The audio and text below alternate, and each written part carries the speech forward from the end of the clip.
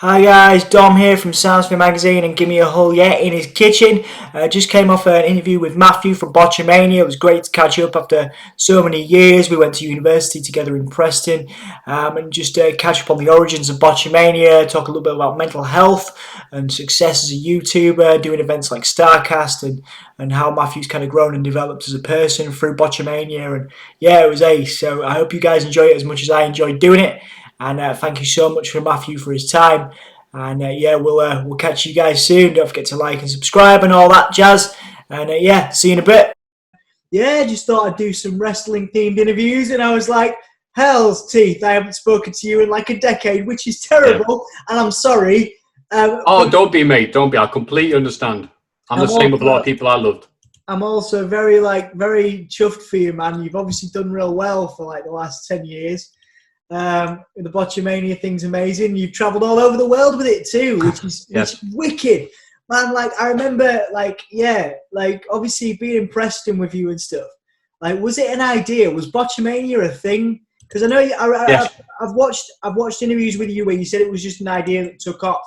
But was it how has it developed since us being in Preston together at uni? The thing was, with going to there, I had, for some context, gone to QE in Darlington, which at the time when I went was the #1 rated college in the Northeast. So I worked my bollocks off because I thought that's what I had to do. So I didn't do a lot of stuff when it came to, fucking during college. So I was that kid. I was that Millhouse nerd who was like, I'm going to work hard. I'm going to do the best. I got some very good marks. I'm still happy. Yeah, man. But then I went to uni, and I was very disillusioned for a bit. Maybe I blame Preston too much, but I thought college, really hard. People here smart, people here try. Okay, university, the next level, the major leagues. And I went there, and there were the same people I'd wanted to leave Northeast for, to move from Bishopton to Preston. There were people there going, hey, I'm only doing film media because I got declined for the degree I wanted to do, and this looks easy. I'm like, oh, fuck. Yeah. And it reminds me how many people treat it as a Mickey Mouse course. So I felt I didn't do anywhere near enough partying and stuff that people usually associate with university. It took me a while to realize, this is how this is, right? Okay, I want to see it through. So I did a lot of stuff with Botchamania whilst doing the full-time degree, and whilst also working at the Asian Elders Institute in town, serving up 8-year-old Asian people and Indians who'd come around for the food, served by 90-year-old chefs. So it was your job basically to get the big bowls and stuff. Oh, what's over there? And also working at the library in New Clan. So that was nice. Yeah, telling people to shut the fuck up. And then working at the Odeon Cinema during the summer. I look back at that, and I don't think I've worked anywhere near as hard as that since. With good reason, because holy shit. So I was still doing it during that period. And this was like the early days of YouTube and Dailymotion. So I would read reviews on websites like 411 Mania, and then go on Dailymotion, and somebody would load them in fantastic 10-minute segments at 480p. Yeah. Oh, so some of those old Botchamanias I don't like looking at because they look terrible, because that's what was available at the time. They're presented in glorious 2008 vision. So, yeah. So yes, I was still keeping up, but it was just a thing I did in my spare time. I didn't bring it up much with people. And when I moved back to Newcastle, I still didn't bring it up with people because I just assumed that's just that thing I do in my spare time when there's nothing to do. Yeah, I'll just do Botchamania, and so it ended up helping me through times when there wasn't a lot going on in my life. I'm not lied on. Man, I think Preston. Yeah, I look back at it and like I say, there was some bleak elements to it, but then you've done so much since. I mean, obviously you're talking about like, not getting laid as much when you were at uni or whatever. But like you travel in the world now, man. I watched an interview with you at MagVest, and people treating you like a rock star, which is great. I believe the AEW, you've been interviewed by Taz, the AEW. Yeah. The Wrestle Talk and What Culture have got you on board because you're a great personality. So how have you changed and developed as a person, I guess, whether you're getting more, whatever now, how have you changed and developed as a person since that period of time, the start of Botchamania, right up until now? Well, yeah, don't worry, Dom, I'm getting enough of that to keep me happy. But the thing is, yeah, you're right, how has it changed me? Well, I started taking it a lot more seriously now. It used to be that I would just watch some wrestling, do a video. All right, that's it. And on one hand, it's easier to not think about too much. When you think of it as only there's maybe 400 people who watch this, it's easier mentally. But I think that's a bit of a cop-out because it just means, I don't have to try as hard. So now I'm, make sure everything's all right, make sure it's good quality because it's 2020, everything's available in at least 1080p. And if it's not, then why even bothering? Why are you doing with that? Trying hard with the clips because now I'm like the man from Del Monte going and picking up fruits. I'm like, that's not that good. I mean, it's like, a slight stumble. Nah. Because you realize now with a brand, you've got to keep the brand to a reputation, to a sense of quality. I'm not saying that very well, but you know what I mean. And as you'll know with Soundspear, you prepare for your interviews with musicians. You know who they're seeing, how to. Hey, you all right, mate? You know how to present yourself when you talk to these people. So the weirdest bit though is growing as a person. It's realizing how many different masks you have to put on, because there's so many different types of people that watch Botchamania. There's the wrestlers, who some of them want to know kindly which one of their friends sent them that clip, and you have to put that mask on and goes, I don't know who it was. Yeah. Wasn't your tag partner though? Definitely not. Yeah. And just stuff like that. So you have to raise that. There's the fans that just want to see WWE stuff. There's the fans that want to see the indie stuff. There's fans that want to see more of this bit. So you have to get a variety. You have to get like a bag of rebels. Some people want the Maltesers, some people want the coffee ones, some of those are freaks, to be honest with you. But it's realizing it's like any sales job. You've got to know what your audience wants and give it to them. And also learning some stuff, social media. It's a very important thing. And I saw you tweet messaging a while ago going, bloody hell, I spent all this time on Facebook. I tweeted out something and got more notifications and interactions with it than anything I've done on Facebook. Yeah, it is. But at the same time, with great power comes great responsibility. Twitter should be treated like a bank heist. You go in, you get what you want, and then you fuck off because you have full interaction with everybody that wants to follow you and send you a message. A lot of it is good, but a lot of it's negative and can really get to you. So you can't treat it anything as other than a place for gifts, cats, and plugs. So. That's good advice, actually, man. I like that. And obviously, you talk about, obviously people following you and people commenting and stuff. You've experienced such a level of success with Botchamania in terms of what it's been able to open up doors for you. How do you define success as a person? Like, what does success mean to you? Do you feel like a success, and what does it mean to you in general? That's a good question, Dom. I have to think about that. What means success to me? Am I doing something that I enjoy? And I'd say yes. There's bits that I don't like there's many times, especially during lockdown, when I've had to go, I have to watch Raw. Oh no, it's 3 hours. I'm like, and you get that self-reflecting going, you're watching wrestling. You get to do videos. You're inexplicably in a position where you're taking the piss out of wrestlers doing their best. And they like it. They like you for it. Yeah. So that's interesting. Success. Yeah. One of the things I struggled as a kid was when people go, what do you want to do when you grow up? What's your dream job? Yeah. And I never have fantasized about work. To me, that's not a thing I look at. And then I think that's been negative to me in the long run because not having that goal means I have flipped and flopped. But right now, success to me is living a life that I'm happy with. I've got a system going. I enjoy watching the rest, and I like video editing. Like the process of making the videos is easily the highlight.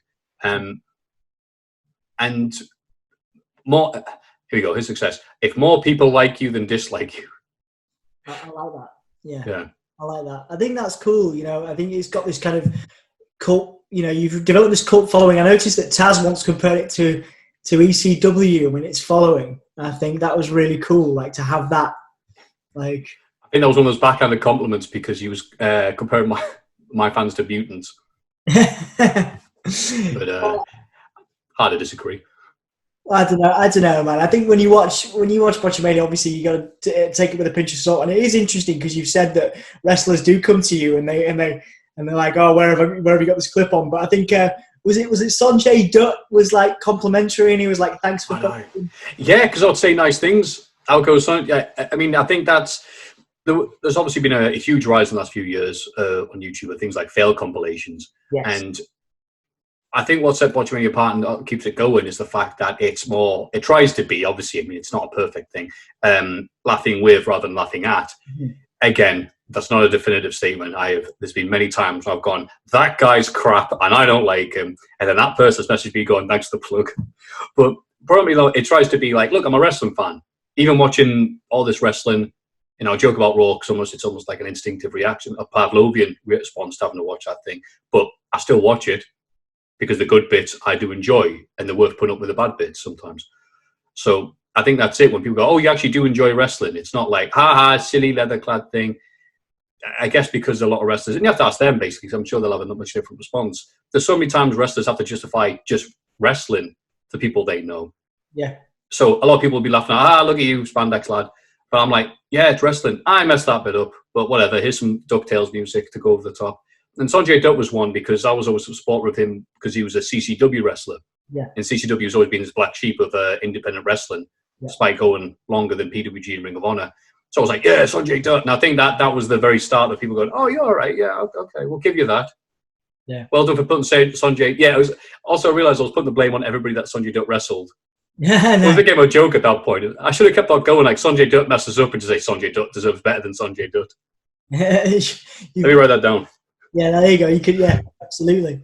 No, it is awesome, man. Because I think these wrestlers, it's a little bit of extra exposure. It's a little bit different as well. It allows people to take things a bit less seriously, and I think that's the thing about wrestling is a lot of people take it too seriously. Now, one of the things I wanted to ask you was how your passion for wrestling has developed, because obviously it's a job. It's something that you do day in, day out. You've got to watch all these shows. People don't always think about that. Obviously, if they watch interviews with you, you do talk about it. You have to watch the shows meticulously. You have to work very quickly when it comes to getting it all together and getting it out. So how has your passion changed? I know you're still a wrestling fan, but has it changed your attitude towards wrestling and what it means to you and how much you enjoy it over the years? Yes, because there's many times I'm watching a show that I have no interest in, but again, you put that mask on and go, oh, hey, I like that thing there at minute 3, and then 2.5 hours later, there was something else I liked. And in between then, well, we'll just not talk about it.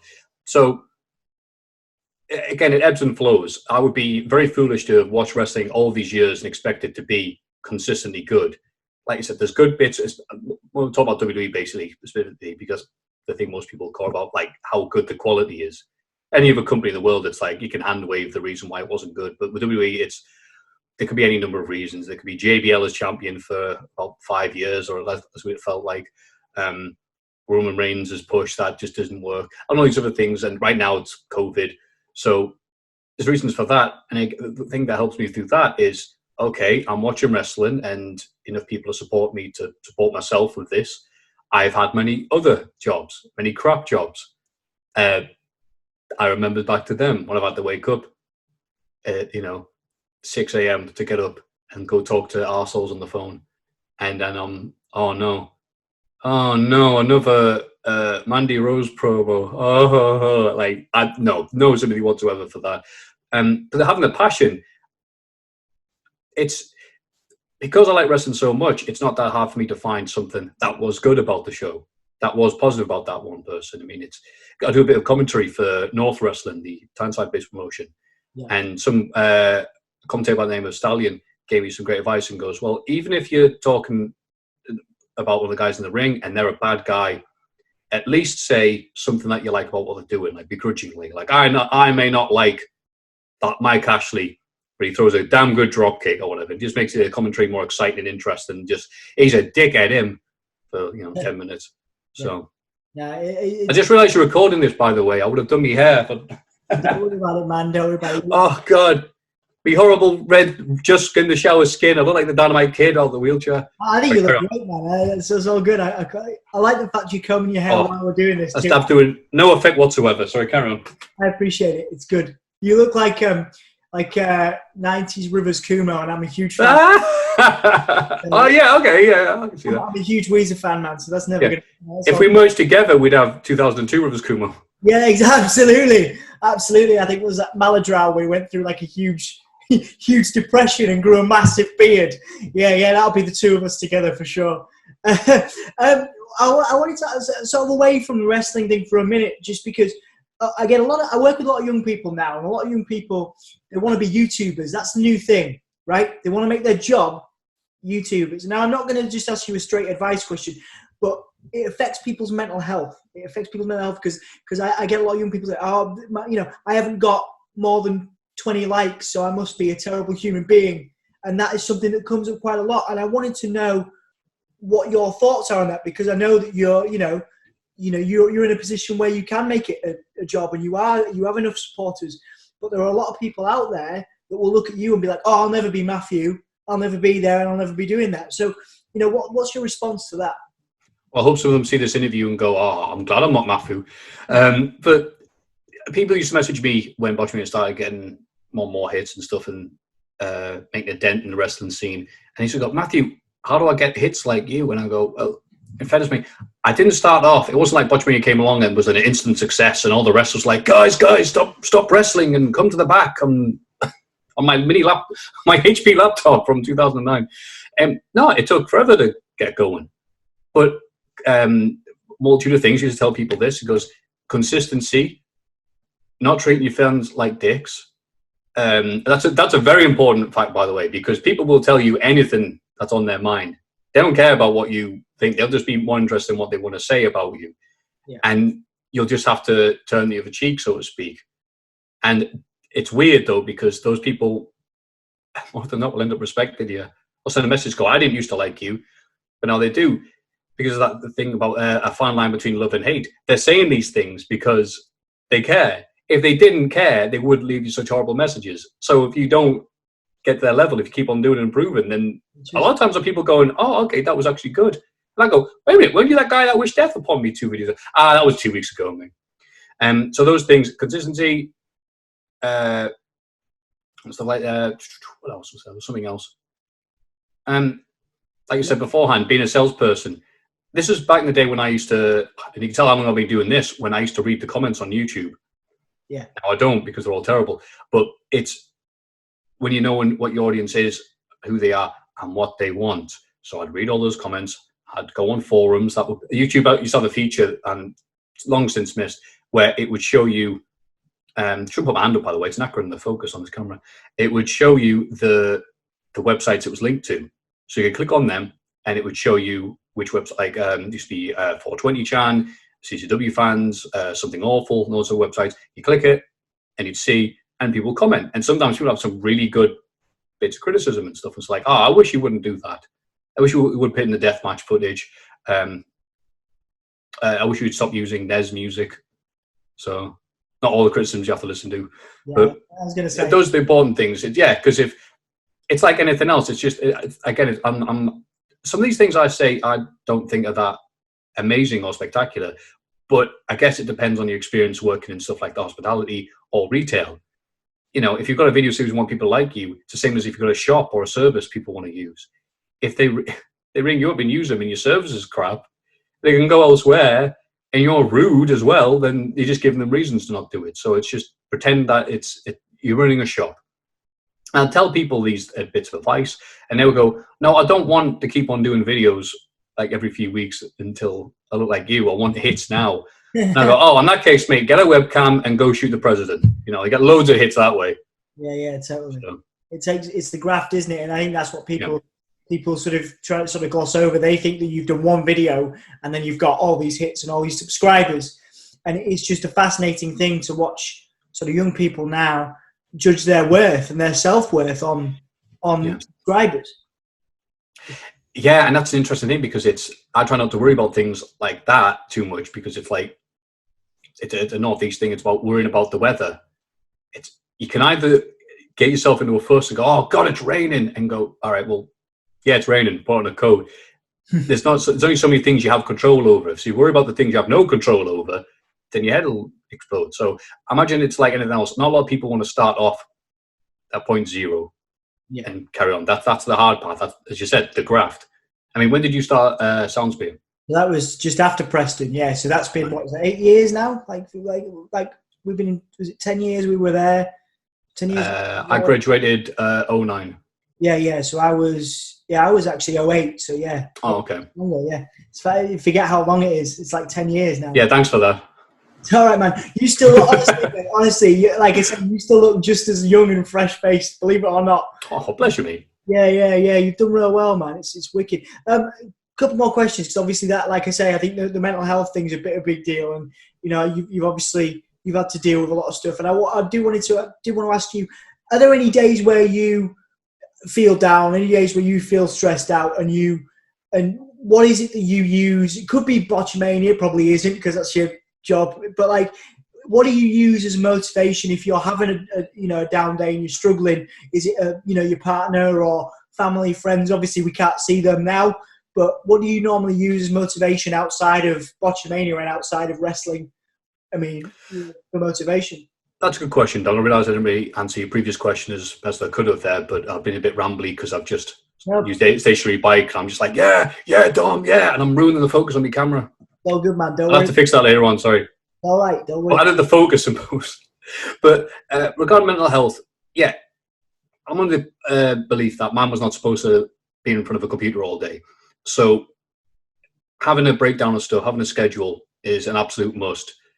Right now, the lockdown thing, and it's probably going to stick after lockdown ends, circa 2023. I have the exercise bike here, so I have in the thing, watch, but like be on it at least an hour, and then I'll have a schedule where I've got the gym at the living room, so there's space in Botchamania HQ, aka my bedroom, and do some exercises, do some circuits and stuff like that, because nothing has helped me through bad mental health like a bit of exercise and just living off those endorphins. And also, importantly, like I'll have the bike here and watch some stuff. That's fine because I'm doing some work, I'm multitasking, I'm always happy doing that. But getting away from the PC for a bit, not looking at the phone. I think it was Joe Rogan. I've seen this quote around. I think it's credited to Joe Rogan, who said, like, social media is like snake venom. It's only good in small doses. Like I said before about Twitter, about if you spend too long in these things, your head will get to you. Yeah.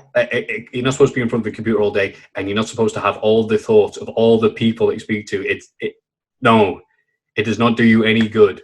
You need to take breaks. It's not all negative, don't get me wrong, but the thought of just sitting there and absorbing all this information like Jim Carrey and Batman Forever, it's just not going to do you any good. So taking breaks, mental health, and going for long walks. Nice. So I enjoy if I sometimes get my headspace there. It's very few times I'll have an issue and I can't get resolved, like, and I'll go put some music on, go for a long walk. Nice, man. Nice. It's a very old thing, but it worked well for me. Absolutely, man. Absolutely. So, I think that, like, I'm going to squeeze a music question in there because, like, please do. Going on Soundsphere as well. What music do you listen to? How do you what music do you use for motivation? What bands do you like? What artists do you like? I know there's a lot of you use video game music in Botchamania, so please do talk about the music that you love at the moment. It's always changing. I'm one of those annoying people where, I wish it was like college days. Like, what are you? Are you a townie? Are you a goth? Like, what are you into? Are you a new monkey? No. It flips and flops. Right now I'm listening to the Streets of Rage 4 soundtrack. Oh, yes. Yeah. Oh, you listen to that as well? Played that, yeah. I've been playing it. It's awesome. Oh, right. So love it. That's helped. What last thing? The thing that helps me, motivates me. Oh, that's an easy one. The Rocky 4 soundtrack. Nice. The best musical of all time, Rocky 4, hands down. Class, man. So that's good. In terms of bands, there's no bands I really follow too much. It's very boring to buy cancer, isn't it? Like Desire and Disc. Do you go back to anything you love? Like, do you go back to anything from like 2008, 2009, whatever? Yeah, I'll tell you, that's a good thing because of Andrew WK's second album, The Wolf. Yeah, man. And I defend Andrew WK because his first album came out and he got overhyped to the point of ridiculousness by a lot of people, so he couldn't possibly meet those expectations. And the first album's all right. Party Hard's obviously his Hotel California, but the second album, The Wolf, way better. Just the songs are better. They progressed. It's not just the same. I'm not very musical reviewed gifted, but it's not just the same thing for 3 minutes. It changes. There's progressions and stuff like that. And it's the second half of that album is I associate with a lot of times there at Preston. There's a lot of friends there that who are no longer with us, who I used to hang out and associate with and love in Preston. Yeah. And I was on the bus a few months ago, and I had my thing on shuffle, and it started playing a bit of The Wolf, and I went, oh yeah, and it hit me like I hadn't heard it in years, but I had it playing, and I'm like, you know, it's almost like this montage passing before your eyes of like, oh, remember we had that memory with that guy, and then and I was just like, oh, and all the songs like it's like it goes on for this bit like to live when others die, to lose and say goodbye, and I'm like, oh crap, and I had to like just be like, oh no, don't cry on the bus. Stop greeting on the bus. No, can't be doing that. So I had to switch it off. Oh man, But I mean, as an album though, it's still amazing. I'll plug Andrew WK's second album for all the people out there. Good man, and like I said, Andrew WK is a legend. It was nice when we spoke to him, and also I love music like that. You know, like I just talked in an interview about it. Frightened Rabbit. I was listening to Frightened Rabbit the other day. A really good sort of band, and that stuff like made me proper tear up. I'm driving along and I'm like tearing up, and I love stuff like that, man. Like I'm not ashamed to admit that. Like music that makes you like properly emotional, you know, is good stuff, man. Well, yeah, thanks for sharing the Andrew WK love with me, man. Before we leave it, because like I say, it's been really good to reconnect, and I'm definitely going to make more of an effort to keep regular touch with you now, because you know, like I say, it's great to see what you've been able to achieve. A bit more of a general question. I'm not going to be like when you're on your deathbed, because that's bleak as fuck. But like, you know, you've been able to do a lot of cool shit. You know, you've been a regular go-to guy for Wrestle Talk. What culture you? Like I say, you've been approached by Cultaholic, please. Well, yeah. You get me in trouble, Dom. Oh, sorry, yeah, Cultaholic as well. I do apologise. Respect to everybody, of course. Cool. But like, yeah, I think like it's important that people, you know that you've done some really good stuff, and I'm dead proud of you. So, what is it? The kind of stuff? What is the, you know, what are the things you look back on that are like, you know, wow, I can't believe I got to do that. I can't believe I got to be there. I can't believe I got to, you know, be a part of that, because you know you've been a big part of some great events over the last few years. God, that's a question. I'm proud of a lot of them. I don't have favourites in case the others get jealous, but Starrcast. Yeah. I mean, the fact that Conrad Thompson, the man of 1,000 podcasts, messaged like, hey, you know, to me, Conrad Thompson, I'm like, oh, I know who you are. Do you want to be a part of this? I'm like, yes, sir. Yes, sir. 3 bags full, sir. Yes. And I look back at that, and I think I'm very critical. Stuff like this interview, and you being saying nice things about me, is something I've had to deal with, because I have a hard time taking compliments a lot of the time. I know it sounds ridiculous, you usually say something like this, and I'm having a hard time going, but that sucked, and that's, I'll be very self-deprecating, but it can sometimes be very awkward, because it's not the way I was raised. But thank you. So I don't want to insult you by saying shove your compliments up your ass. But with Starrcast, it didn't go exactly right. Like, I guess if I had to someone, it had to be me, right? The meet and greet was scheduled for a certain time, and it was only like going there, and I had a look at the thing and went, Conrad, mate, I'm still going to be in a plane in the sky when this meet and greet's supposed to be happening. No response. Conrad had about 10,000 wrestlers to deal with that day, so he's like, whatever. And so when I land, there's all these messages going, where else? Maffew no-showed his own meet and greet. You know, Tony Schiavone was saying this about you. Ron Funch is going to kick your ass, and all this. Like, So I was on Twitter going, look, I'm sorry, I was in a plane. There was nothing I could do. Yeah. You know, I'm not, whatever. So when I got the hotel, it said that, look, if you had a meet and greet and paid for the ticket or anything, and there were plenty of people who did it, I said, look, I'll meet in the lobby, DM me, and I'll meet in the lobby and I'll say hello or whatever. And it was weird, because to me that just made sense, because those people, they've paid. Yeah. The fact that they paid money to meet and greet us, and then I wasn't there. I mean, I had to, do something about it. So I met these people, and they were just like, "Wow, I can't believe you've made the time for me and all this." I'm just like, "Mate, how could I not? You paid your money, and they took your money as well, by the way." Do I get a discount to, meet famous WCW commentator and Ron Budget? Because Maffew's not here. It's like, no refunds. So yeah, I spent the weekend doing that in the lobby and seeing people. And those people were like, wow, like, they were saying stuff like, "Yeah, you're such a big deal, and you're making all this effort." I'm like, mate, I'm flattered, but of course, I'd say come and say hello, and I'd josh around and have a little joke with them, and then I focused, and there was other people there who we met up with, and they were like, "I'm like, hey, do you want to go get something to eat? Do you want to chill for a bit?" And they're like, "You want to chill with us?" I'm like, "Well, yeah," because they expected me to like go to the back and go, "Hey, Road Warrior Animal, how you doing? Looking good, hey, whatever." And of course, that wasn't going to happen. So I'm happy to meet people and make the time for us and talk with them, but because fans are weird, having a fan that just wants a photo of you and it's odd, but talking to people and getting to know them, being friends with them, I'm all for that. Yeah. Going to different countries, going to Germany for WXW, meeting friends, going to MagFest in DC, meeting those friends, going to Starrcast to Chicago and making friends there, going to Starrcast 2 in Las Vegas, and don't even remember if I made friends or not due to an unfortunate incident with what they called drugs. And that was good times.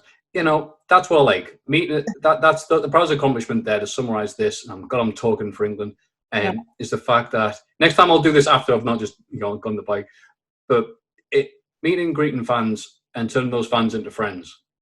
Yeah. That, I don't care how cheesy that sounds, I'll be saying that in 10 years' time. Because that means more to me than, yeah, I'm Maffew. You may know me from YouTube. Yeah. Yeah. But me and people going, hey, you're right, how you doing? Oh, last time I saw you, you're doing this. How's that going? That's great. Staying friends with you, Dom. Yeah. It's the first time we've spoken since, what was that pub called? On the corner? I can't remember what. The Big Horse? Yeah, something like that. Something to do with horses. Something like that, yeah. But the fact that we're meeting up and talking now, that means a lot to me. Yeah, man, same, absolutely. And I think that's a really, it's a really good thing to end on. And, I just want to say, dude, thank you so much for your time. I could sit and talk to you for hours, and I we'll make some time to do that with you. I know you're, like I say, I know you're really busy, but it's so cool to like sit down with you again after so long and, see that you're making a difference in, you're entertaining people, you're making a difference in people's lives, and you're looking after yourself as well. It's very important that people remember that. It's like you're able to, have some exercise, spend time with your partner and do that. And it's very important that as a successful YouTuber, as a successful broadcaster, whatever, because you've been asked to do all this kind of stuff, you are taking care of yourself and you are valuing those friendships, because you didn't have to do that stuff at Starrcast. You could have just, effed off, couldn't you? Yeah. Go take a little comrade, kids. I got your money. Yeah. There you go. Yeah. But yeah, well said, Dom. Sorry for ruining that lovely moment. No, not at all, man. Not at all. Well, yeah, thank you so much for your time today, man. I really appreciate it. I've been Dom from Soundsphere and Gimme A Hull Yeah with Maffew from Botchamania. And we'll see you soon. Bye, guys.